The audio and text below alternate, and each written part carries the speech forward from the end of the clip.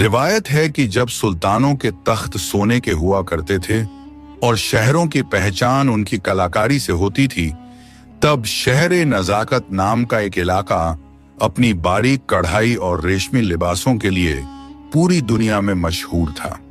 इसी शहर की एक तंग और अंधेरी गली के आखिरी सिरे पर एक पुराना बोसीदा सा मकान था, जिसकी छत से बारिश का पानी टपकता था और जिसकी दीवारें वक्त की मार से काली पड़ चुकी थीं।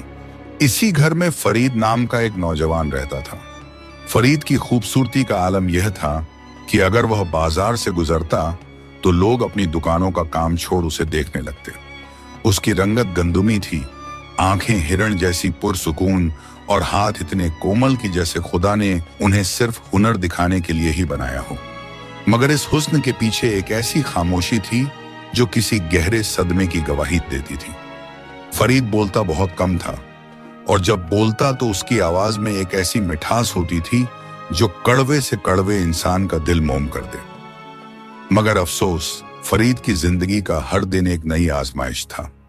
उसके दो बड़े भाई थे, जुबैर और खालिद। ये दोनों भाई न सिर्फ लालची थे, बल्कि उनके दिलों में अपने ही छोटे भाई के लिए रत्ती भर भी रहम न था। फरीद के माँ बाप के इंतकाल के बाद इन दोनों ने घर और कारोबार पर कब्जा कर लिया था। फरीद उनके लिए भाई नहीं, बल्कि एक मुफ्त का मजदूर था। जुबैर और खालिद शहर के बड़े व्यापारियों के लिए महंगे लिबास सिलते थे, मगर सारा बारीक और मुश्किल काम फरीद से करवाते। फरीद दिन भर दुकान के एक अंधेरे कोने में बैठकर सुई और धागे से अपनी उंगलियां जख्मी करता। उसके भाइयों का हुक्म था कि वह कभी सामने ना आए, क्योंकि उन्हें डर था कि कहीं लोग फरीद की खूबसूरती और उसके हुनर के कायल होकर उन्हें भूल न जाएं। ओ खामोश दर्जी, जुबैर की आवाज अक्सर उस छोटे से कमरे में गूंजती। अगर कल सुबह तक इस रेशमी गाउन पर जरदोजी का काम खत्म नहीं हुआ तो याद रखना कि रात का खाना नसीब नहीं होगा। फरीद खामोशी से सर झुका लेता। उसकी पीठ में दर्द होता, आंखें धुंधला जाती, मगर वह कभी उफ न करता। उसका एक ही सहारा था, अल्लाह की जात।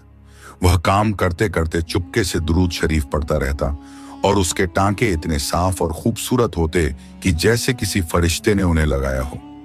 मगर फरीद का एक राज था। रात को जब उसके भाई शराब और कबाब की महफिलों में मशरूफ हो जाते और शहर सो जाता, तब फरीद अपने हिस्से की बची कुची मोमबत्तियां जलाता। वह उन कतरनों और बचे हुए धागों को जमा करता जिन्हें उसके भाई कूड़ा समझकर फेंक देते थे। उन कतरनों से वह छोटे छोटे कपड़े सीता, गरीब बच्चों के लिए, बेवा औरतों के लिए और उन फकीरों के लिए जो सर्दी की रातों में सड़कों पर ठिठुरते थे। वह रात के अंधेरे में चेहरे पर नकाब डालकर निकलता और चुपके से ये कपड़े उन लोगों के पास रखा था। शहर के लोग हैरान थे कि यह गैबी दर्जी कौन है जो मुफ्त में लोगों के तन ढक रहा है। एक रात की बात है, आसमान पर बादलों का पहरा था और बिजली रह रहकर कड़क रही थी। फरीद अपनी दुकान के कोने में बैठा एक बूढ़ी औरत के लिए फटी हुई चादर रफू कर रहा था। अचानक दुकान का दरवाजा, जो भारी जंजीर से बंद था, खुद ब खुद खुल गया। हवा का एक ठंडा झोंका अंदर आया जिसने फरीद की मोमबत्ती बुझा दी। फरीद का दिल जोर से धड़कने लगा। अंधेरे में उसे महसूस हुआ कि कमरे में कोई मौजूद है। एक ऐसी खुशबू कमरे में फैल गई थी जो न तो चमेली की थी और न ही लोबान की। वह एक रूहानी महक थी जो सीधी रूह में उतर रही थी। फरीद ने कांपते हाथों से दोबारा दिया जलाया। जब रोशनी हुई तो वह अपनी जगह से खड़ा हो गया। सामने एक औरत खड़ी थी जिसका कद आम इंसानों से जरा ऊंचा था। उसने सफेद और सुनहरी रंग का एक ऐसा लिबास पहना था जो रोशनी की तरह चमक रहा था। उसका चेहरा एक बारीक नकाब के पीछे छुपा था, मगर उसकी आंखें, वे आंखें ऐसी थीं जैसे उनमें पूरी कायनात के सितारे जड़ दिए गए हों। डरो मत फरीद। उसकी आवाज में वो खनक थी जो बहते हुए पानी में होती है। फरीद ने हिम्मत जुटाकर पूछा, आप कौन हैं और इस वक्त यहां कैसे? मैं गुल अफशां हूं। वह आगे बढ़ी। उसके कदमों के नीचे जमीन के पत्थर भी चमकने लगे। मैं उस दुनिया से आई हूं जहां धागे रोशनी के होते हैं और सुई चांदनी से बनती है। मैंने सुना है कि इस जमीन पर एक ऐसा दर्जी रहता है जिसकी सुई सिर्फ कपड़ा नहीं बल्कि लोगों के जख्म भी सीती है। फरीद साकित रह गया। वह जान गया कि यह कोई इंसान नहीं बल्कि मुल्क ए जिन्न की कोई शहजादी है। गुलफशां ने अपने हाथों में एक कपड़ा फैलाया। वह लिबास फटा हुआ था, मगर उसका कपड़ा किसी रूहानी नूर से बना था। यह मेरा नूरानी लिबास है। एक काली बला के हमले से यह फट गया है। अगर यह कल सूरज निकलने से पहले ठीक ना हुआ तो मेरी शक्तियां खत्म हो जाएंगी और मेरे कबीले पर अंधेरा छा जाएगा। क्या तुम इसे सी दोगे? फरीद ने उस कपड़े को छुआ।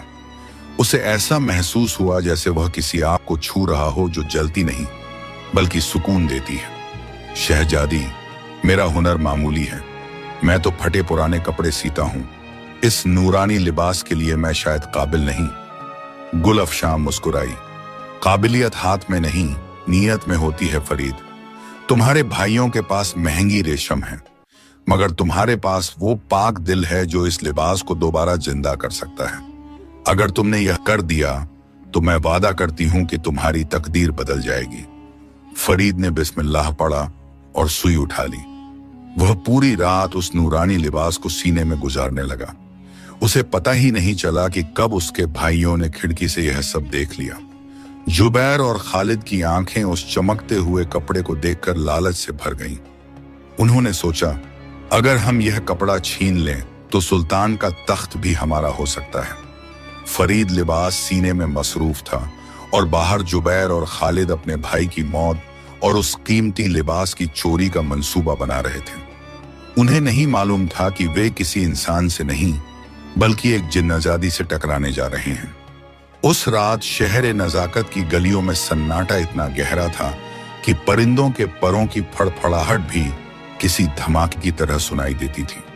फरीद की उस छोटी सी काल कोठरी नुमा दुकान में एक तरफ मौत जैसी खामोशी थी और दूसरी तरफ एक ऐसा नूरानी करिश्मा जो सदियों में कभी कभार ही जमीन पर उतरता है। फरीद अपने पुराने लकड़ी के स्टूल पर बैठा था। उसके सामने वह नूरानी लिबास फैला हुआ था जिसे शहजादी गुलफशां ने मरम्मत के लिए दिया था। जैसे जैसे फरीद की सुई उस कपड़े के रेशों में धंसती, एक हल्की सी चिंगारी निकलती और कमरे की दीवारों पर जादुई नक्श बनाने लगती। फरीद ने महसूस किया कि यह कोई आम सिलाई नहीं थी। इस लिबास को सीने के लिए धागे की नहीं बल्कि इरादे और रूह की तवज्जो की जरूरत थी। हर टांका लगाते वक्त फरीद को ऐसा महसूस होता जैसे उसकी अपनी जिंदगी की ऊर्जा उस कपड़े में समा रही हो। उसके माथे पर पसीने की बूंदें चमक रही थीं और उसकी उंगलियां सुई की चुभन से बार बार लहूलुहान हो रही थीं। मगर ताज्जुब की बात यह थी कि जैसे ही उसका खून उस नूरानी कपड़े पर गिरता, वह दाग बनने के बजाय एक कीमती लाल नगीने में बदल जाता। गुलफशां खामोशी से दीवार के साए में खड़ी उसे देख रही थी। उसकी आंखों में हैरत भी थी और एक अनकही तड़प भी। उसने आज तक जिन्नातों की दुनिया में बड़े बड़े कारीगर देखे थे, मगर फरीद के हाथों में जो इंकसारी और खुलूस था वह उसे किसी रूहानी मकाम पर पहुंचा रहा था। फरीद, शहजादी की आवाज रेशम की तरह मुलायम थी। तुम रुक क्यों नहीं जाते? तुम्हारी आंखें थक चुकी हैं और तुम्हारे हाथ कांप रहे हैं। यह काम तुम्हारी जान भी ले सकता है। फरीद ने सर नहीं उठाया। उसकी सुई बिजली की रफ्तार से चल रही थी। शहजादी, जब मैंने बिस्मिल्लाह पढ़कर यह सुई उठाई थी तभी मैंने अपनी जान अल्लाह के सुपुर्द कर दी थी। आपने मुझ जैसे मामूली दर्जी पर भरोसा किया है और एक मोमिन कभी अमानत में खयानत नहीं करता। अगर यह लिबास मुकम्मल ना हुआ तो आपकी ताकत खत्म हो जाएगी और मैं यह होने नहीं दे सकता। गुलफशां का दिल पसीज गया। उसने महसूस किया कि इंसानी दुनिया में जहां नफरत और लालच का राज है, वहां फरीद जैसा साफ दिल हीरा भी मौजूद है। वह आहिस्ता से उसके करीब आई और अपना हाथ उसके सर पर रखा। एक ठंडी लहर फरीद के पूरे जिस्म में दौड़ गई। उसकी सारी थकान एक लम्हे में काफूर हो गई। मगर इस नूरानी मंजर से दूर दुकान की लकड़ी की दीवारों के पीछे दो जोड़ी आंखें आग उगल रही थीं। जुबैर और खालिद, फरीद के सगे भाई, दरारों से यह सब देख रहे थे। उनकी अक्ल पर लालच का पर्दा पड़ा हुआ था। उन्होंने न तो शहजादी की नूरानी फितरत देखी और न ही अपने भाई की मेहनत। उनकी नजरें सिर्फ उस चमकते हुए लिबास और उन खून से बने नगीनों पर थीं जो जमीन पर गिर रहे थे। खालिद, देख रहा है तू? जुबैर ने दबी आवाज में फुसफुसाया। वह लिबास नहीं, वह तो चलता फिरता खजाना है। अगर वह हमारे हाथ लग जाए तो हमें उम्र भर सुई चलाने की जरूरत नहीं पड़ेगी। हम इस शहर के सबसे बड़े ताजिर बन जाएंगे। खालिद के चेहरे पर एक वहशी मुस्कान आई। मगर वह लड़की, वह तो कोई साया मालूम होती है। वह हमें जिंदा नहीं छोड़ेगी। डरपोक मत बन। जुबैर ने अपनी कमर से एक तेज धार वाला खंजर निकाला। जादूगर ने मुझे बताया था कि जिन्नात तब तक बेबस होते हैं जब तक वे इंसानी रूप में हों। जैसे ही सुबह की पहली किरण फूटेगी, उनकी ताकत कम हो जाएगी। वही वक्त होगा हमला करने का। हम फरीद को रास्ते से हटा देंगे और उस लिबास को लेकर शहर से भाग जाएंगे। रात ढल रही थी। फरीद ने आखिरी टांका लगाया और एक लंबी सांस ली। वह नूरानी लिबास अब पूरी तरह मुकम्मल हो चुका था। उसकी चमक इतनी तेज थी कि दुकान के अंधेरे कोने भी रोशन हो गए थे। गुलफशां ने उसे हाथ में लिया और उसकी आंखों में आंसू आ गए। वह फटी हुई जगह अब एक खूबसूरत फूल की कढ़ाई में बदल चुकी थी। फरीद, तुमने कमाल कर दिया। तुमने न सिर्फ मेरा लिबास सिया है, बल्कि मेरे कबीले की तकदीर को दोबारा रोशन कर दिया है। शहजादी ने कहा। बताओ, तुम्हें क्या इनाम चाहिए? सोना, चांदी या लंबी उम्र? फरीद मुस्कुराया। शहजादी, मुझे बस यह सुकून चाहिए कि मेरा हुनर किसी के काम आया। अगर आप देना ही चाहती हैं तो बस दुआ करें कि मेरी मां की रूह को सुकून मिले और मुझे हलाल रिस्क मिलता रहे। गुलफशां उसे कुछ देने ही वाली थी कि अचानक सूरज की पहली किरण ने आसमान के सीने को चीरा। जैसे ही रोशनी दुकान के अंदर दाखिल हुई, शहजादी का शरीर थोड़ा धुंधला होने लगा। यही वह लम्हा था जिसका जुबैर और खालिद इंतजार कर रहे थे। हमला! जुबैर चिल्लाया। दरवाजा एक जोरदार धमाके के साथ टूटा। जुबैर और खालिद पागलों की तरह अंदर दाखिल हुए। फरीद कुछ समझ पाता इससे पहले ही खालिद ने एक भारी लकड़ी का डंडा फरीद के सर पर दे मारा। फरीद जमीन पर गिर पड़ा। उसकी आंखों के सामने अंधेरा छाने लगा। फरीद! शहजादी चीखी, मगर सूरज की रोशनी की वजह से वह उसे छू नहीं पा रही थी। वह इंसानी और रूहानी दुनिया के बीच लटकी हुई थी। जुबैर ने वह नूरानी लिबास झपट्टा मारकर छीन लिया। आज से यह हमारा है। और तू, ओ नेक दर्जी, तू अब कभी सुई नहीं उठा पाएगा। लालच में अंधे होकर जुबैर ने फरीद के दोनों हाथों पर जोर से प्रहार किया ताकि वह फिर कभी कलाकारी न कर सके। फरीद की कराह ने जैसे दीवारें हिला दी। भाइयों ने उसे लहूलुहान हालत में वहीं छोड़ दिया और उस चमकते हुए लिबास को एक काले बोरे में भरकर वहां से भाग निकले। खंडहर नुमा दुकान में अब सिर्फ खामोशी थी और फरीद की सिसकियां। गुलफशां, जो अब पूरी तरह गायब हो चुकी थी, उसकी आवाज हवाओं में गूंज रही थी। फरीद, हिम्मत मत हारना। उन्होंने जो छीना है वह उनकी बर्बादी का सबब बनेगा। कोहे तिलिस्म के रास्ते खुले हैं। अगर तुम वहां पहुंच सके तो तुम्हारी आंखों और हाथों को नया नूर मिलेगा। मगर यहां कहानी में पहला बड़ा ट्विस्ट आता है। जैसे ही जुबैर और खालिद शहर के चौक पर पहुंचे और उन्होंने वह बोरा खोला ताकि लिबास को किसी बड़े ताजिर को बेच सकें, उनके होश उड़ गए। उस बोरे के अंदर कोई नूरानी लिबास नहीं था। वहां सिर्फ हजारों जहरीले बिच्छू और सांप थे जो उस लिबास की कतरनों से पैदा हुए थे। वह लिबास सिर्फ नेक नियत वालों के लिए नूर था, मगर लालची हाथों में जाते ही वह एक खौफनाक अजाब बन गया। पूरे चौक पर शोर मच गया। बिच्छुओं ने जुबैर और खालिद को बुरी तरह डस लिया। वे दर्द से तड़पते हुए उसी गली की तरफ भागे जहां उन्होंने अपने भाई को मरने के लिए छोड़ा था।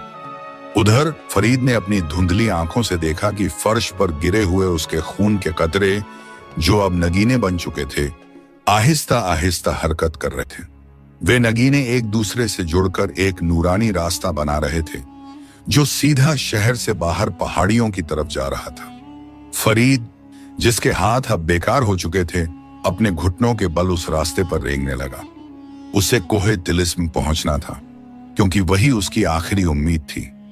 शहर नजाकत की वो अंधेरी गली अब फरीद के खून से बने नगीनों से रोशन थी। फरीद, जिसके हाथ अब बेजान लटक रहे थे और जिसका जिस्म जख्मों से चूर था। वो घुटनों के बल रेंगता हुआ उस नूरानी रास्ते पर बढ़ रहा था। हर कदम पर पत्थर उसके सीने को छील रहे थे, मगर उसके लबों पर कोई शिकायत न थी। वह सिर्फ दबी आवाज में कह रहा था, या रब, मेरे हाथ ले ले, मगर मेरी रूह का नूर सलामत रख। शहर की दीवारें पीछे छूट चुकी थीं। सामने कोहे तिलिस्म खड़ा था। यह पहाड़ आम पहाड़ों जैसा न था। इसके पत्थर नीलम की तरह चमकते थे और इसके दरख्तों से पत्तों के झड़ने की नहीं, बल्कि सुरीले साजों की आवाजें आती थीं। कहते हैं कि इस पहाड़ का रास्ता सिर्फ वही देख सकता है जिसकी आंखें दुनियावी लालच से पाक हों। फरीद रेंगता हुआ पहाड़ की तलहटी में पहुंचा। रात ढल रही थी और कोहरा इतना घना था कि जैसे बादलों ने पहाड़ को गले लगा लिया हो। अचानक हवा में एक आवाज गूंजी। वह शहजादी गुलफशां की आवाज थी, मगर उसमें वो खनक नहीं थी, बल्कि एक शदीद दर्द था। फरीद, जल्दी करो, काली ताकतों ने मेरे कबीले के नूरानी चश्मे को बांध दिया है। मेरा वो लिबास जो तुमने सिया था, वो सिर्फ एक कपड़ा नहीं था, वो मेरी सल्तनत की हिफाजत का कफल था। अगर तुम यहां न पहुंचे तो सूरज ढलते ही हम सब सायों में बदल जाएंगे। फरीद ने ऊपर देखा। हजारों सीढ़ियां थीं जो बादलों के पार जा रही थीं। बिना हाथों के सहारे के उन पर चढ़ना खुदकुशी जैसा था, मगर फरीद के अंदर वो यकीन था जो पहाड़ों को भी हिला सकता है। उसने अपने टूटे हुए हाथों को अपने सीने से लगाया और अपना सर जमीन पर रख दिया। उधर शहर के चौक पर एक खौफनाक मंजर था। जुबैर और खालिद का पूरा जिस्म नीला पड़ चुका था। बिच्छुओं के जहर ने उनके दिमाग पर असर कर दिया था। उन्हें हर तरफ सांप रेंगते हुए नजर आ रहे थे, मगर लालच की आग ऐसी थी कि वो अब भी उस काले बोरे को छोड़ नहीं रहे थे। यहाँ कहानी में एक नया और खौफनाक ट्विस्ट आता है। बस्ती का वही काला जादूगर जिसका जिक्र पुरानी दास्तानों में आता है, अचानक साए की तरह जुबैर के सामने प्रकट हुआ। उसकी आंखें सुर्ख अंगारे जैसी थीं। बेवकूफ इंसानों, बद्रिक की आवाज खंडहरों जैसी थी। तुम जिस लिबास को बेचकर अमीर बनना चाहते हो, वो जिन्नजादी की रूह का हिस्सा है। अगर तुम इसे वापस उस पहाड़ पर ले जाओ और वहां की काली वेदी पर इसकी बलि दे दो, तो तुम्हें वो दौलत मिलेगी जिसकी तुमने ख्वाब में भी तमन्ना नहीं की होगी। मगर जल्दी करो, तुम्हारा भाई फरीद उस पहाड़ की चोटी के करीब पहुंच रहा है। अगर उसने दुआ कर ली तो तुम राख बन जाओगे।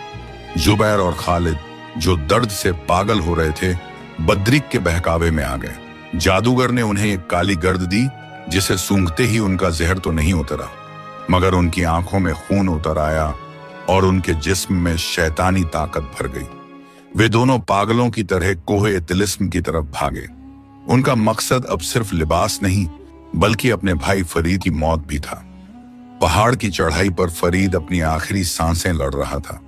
वह आधी सीढ़ियां चढ़ चुका था। उसके घुटनों से खून रिस रहा था। अचानक पहाड़ का रास्ता रुक गया। सामने एक बहुत बड़ा पत्थर का बुत खड़ा था, जिसके हाथ में एक विशाल तराजू था। वह कोह तिलिस्म का मुहाफिज था। रुक जाओ, ए मिट्टी के पुतले, बुत की आवाज पहाड़ में गूंजी। यहां से आगे सिर्फ वही जा सकता है जो अपना सबसे कीमती हुनर कुर्बान कर सके। तुम एक दर्जी हो, तुम्हारे पास तो अब हाथ भी नहीं रहे, तुम क्या दोगे? फरीद ने अपनी आंखें बंद की। ए पहाड़ के मुहाफिज, मेरे हाथ तो मेरे भाइयों ने छीन लिए। मेरा हुनर अब सिर्फ मेरी यादों में है। अगर तुम चाहो तो मेरी देखने की ताकत ले लो, ताकि मैं कभी अपने भाइयों का बुरा ना देखूं, मगर मुझे शहजादी तक पहुंचने दो। बुत साकित रह गया। उसने सदियों में ऐसा इशार नहीं देखा था। तुम्हें अपनी आंखों की कुर्बानी नहीं देनी होगी फरीद। तुम्हारी खामोशी ही तुम्हारा सबसे बड़ा तोहफा है। बुत हट गया और रास्ता खुल गया, मगर जैसे ही फरीद चोटी के करीब पहुंचा, पीछे से एक दहाड़ गूंजी। जुबैर और खालिद वहां पहुंच चुके थे। उनके हाथों में नंगी तलवारें थीं और चेहरे पर वहशीपन। रुक जा फरीद, जुबैर चिल्लाया। तूने हमेशा हमें जलील किया अपनी नेकी दिखाकर। आज इस पहाड़ पर तेरा नामो निशान मिटा देंगे। फरीद ने पलटकर अपने भाइयों को देखा। उसकी आंखों में नफरत नहीं बल्कि तरस था। भाइयों, लौट जाओ, यह रास्ता रहमत का है। अजहाब का नहीं, वह लिबास तुम्हें खा जाएगा। खामोश, खालिद ने तलवार ऊंची की। यहां दूसरा बड़ा ट्विस्ट आता है। जैसे ही खालिद ने फरीद पर वार करने के लिए हाथ उठाया, आसमान से एक बिजली गिरी, मगर वो बिजली फरीद पर नहीं बल्कि उस काले बोरे पर गिरी जो जुबैर के हाथ में था। बोरा फट गया और वो नूरानी लिबास बाहर निकल आया, मगर इस बार वो लिबास कपड़ों का नहीं था, वो नीली आग में बदल गया। उस आग ने फरीद के भाइयों को चारों तरफ से घेर लिया। जुबैर और खालिद चीखने लगे, बचाओ फरीद बचाओ, हमें जादूगर ने धोखा दिया।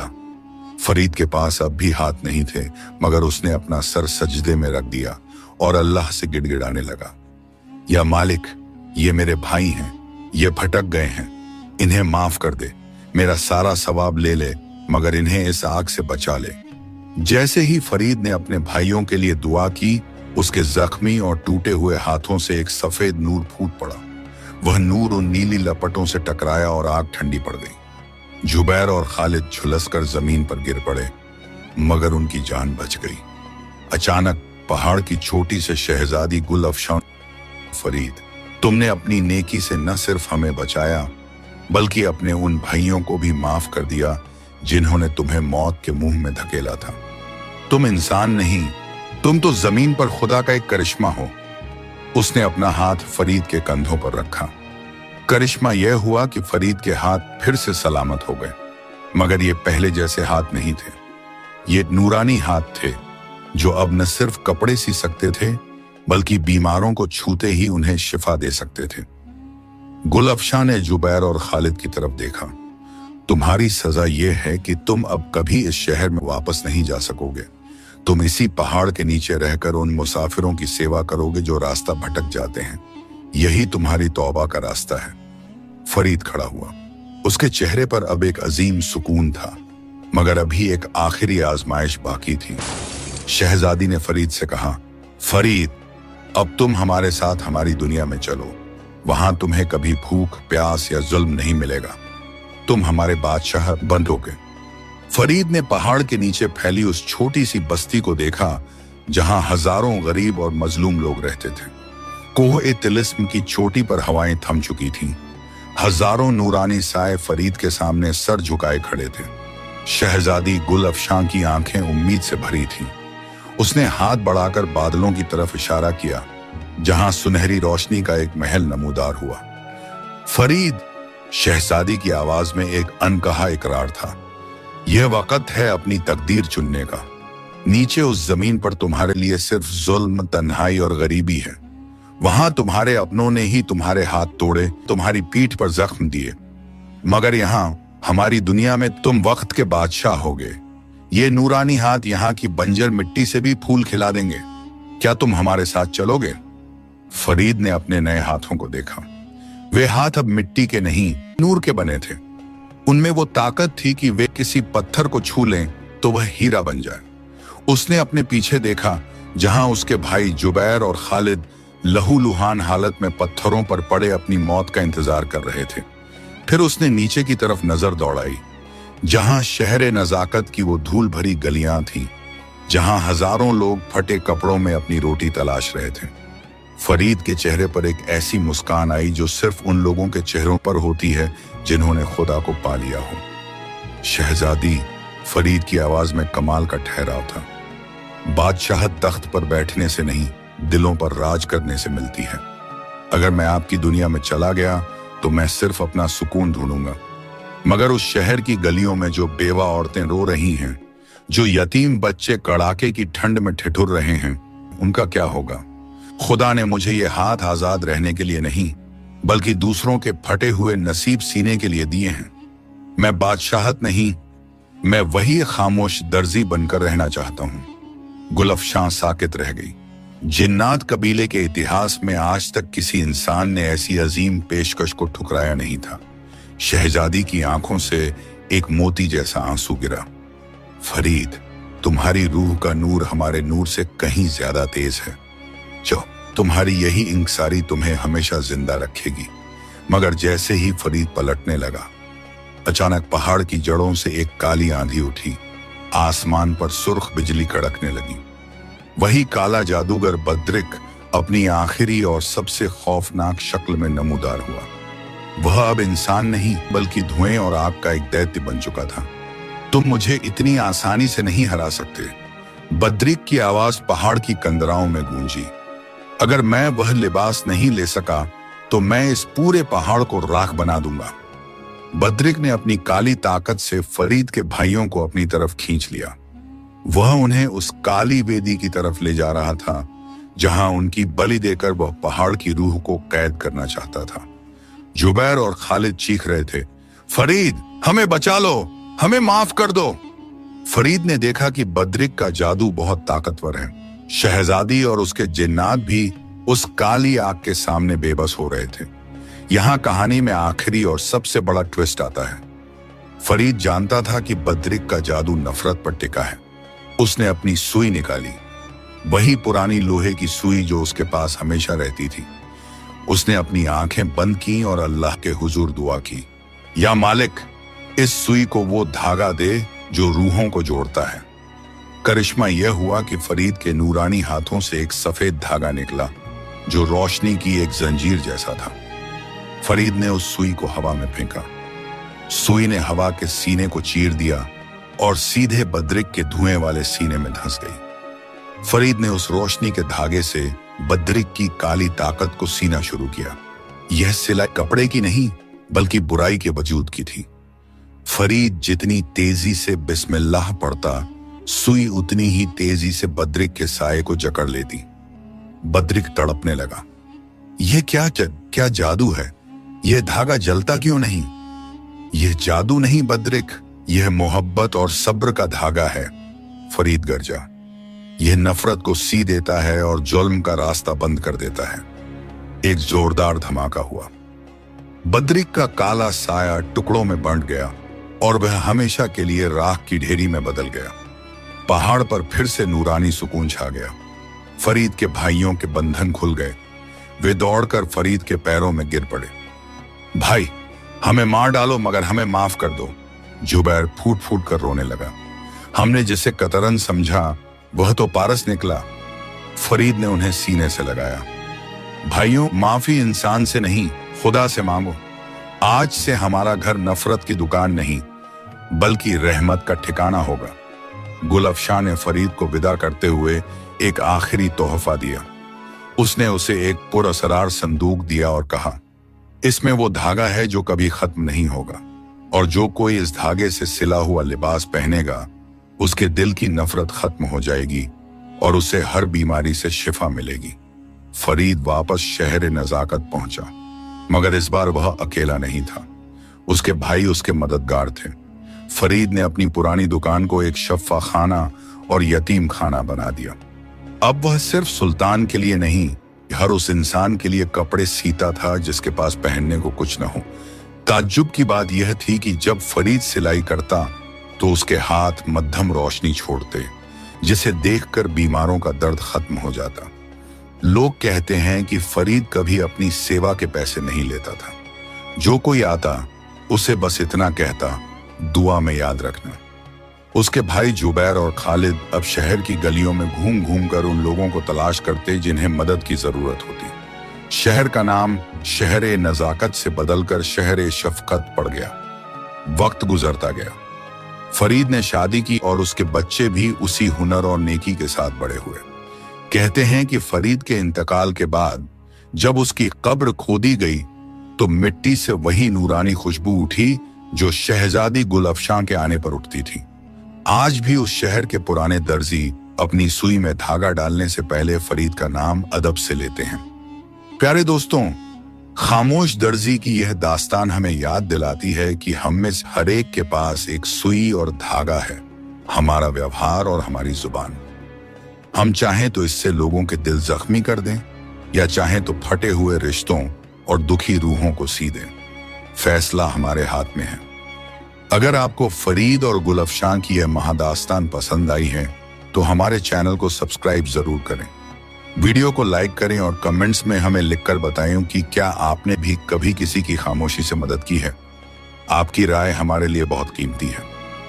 अल्लाह आप सबको अपने हिफ्ज़ व अमान में रखे। मिलते हैं एक नई रूहानी दास्तान के साथ। शुक्रिया।